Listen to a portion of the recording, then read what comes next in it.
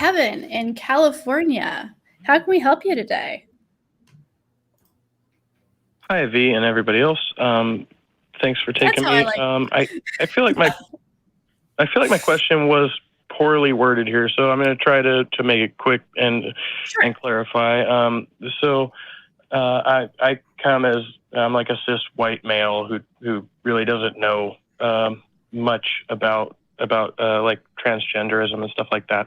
So it's very controversial, I guess. I'll try to be careful in how I approach this here, but with people talking about like gender or sexual dysphoria and transitioning, do you think there's like a minimum age for maturity that would be appropriate? I know this is probably better to consult your doctor, but I mean, in y'all's experience or understanding, for example, like for myself, I thought it would, I should definitely have a vasectomy at age 15, and by age 20, I became a parent. So, how our way of thinking can change very drastically during that period of time. And, right, exactly. And what your thoughts were on that? Yeah, well, I actually love this question because this is an area where a lot of people get confused. And because people aren't talking about this clearly and as commonly as, we should be, it's a place for a lot of fear and kind of fear mongering to take hold. So I do want to address this right off the bat. So is there an appropriate age to transition as a trans kid, right? So at first, the very first thing you're going to want to do with a trans kid is not run them to a doctor and say, we need to schedule a surgery. Like, that's not what anyone is doing. It's letting them grow their hair out or cutting their hair short or letting them, shop in the other part of the clothing store. Just super simple things to see if that works for that kid, right? Is that something that's a phase and they're going to grow out of? Okay, cool. You know now, that there was a phase there? Or is it something that takes hold and really does bring out this part of that kid that really needs to be seen and is really them? So the first section of a trans kid's life in an affirming relationship with their parents or their guardians is really just experimenting, is play, is that whole thing that I was talking about earlier that I got to do a lot older. The next step is puberty blockers. Now, this is not surgery. It is not putting any kids on hormones. What this is doing is delaying puberty so that your body, the kid's body, doesn't go through that transition process into a gender that they do not want to be until they have the clarity and the maturity to make that decision for themselves.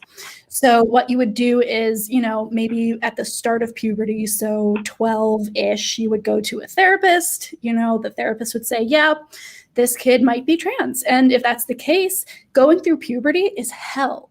Going through puberty would be terrible. It would be like body horror, like watching your body change into something you aren't. And so they would prescribe, or they would get you to a doctor who would prescribe puberty blockers.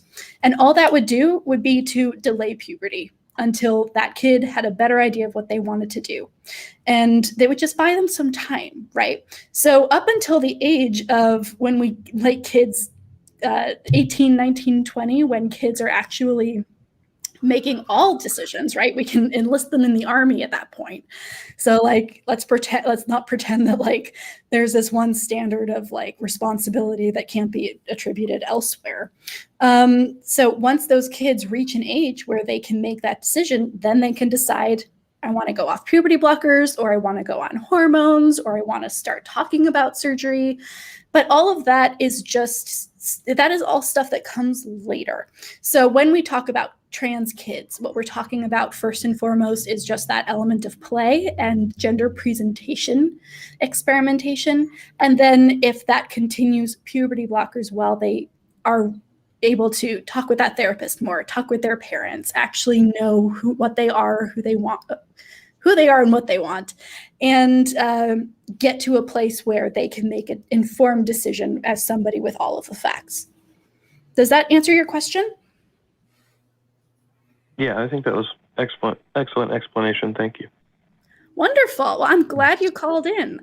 And this is it's a common topic of conversation among people who are concerned about trans people for whatever reason or feel threatened by them. So it's really, really good that we have these conversations in a supportive atmosphere that is full of learning and education and rationality, so that we can allay some of those fears and discount some of the misinformation that's going on around all of that. So thank you so much for calling in and asking this question, Kevin. I know it might have been awkward for you, but you did a great job, and we're happy we had this conversation.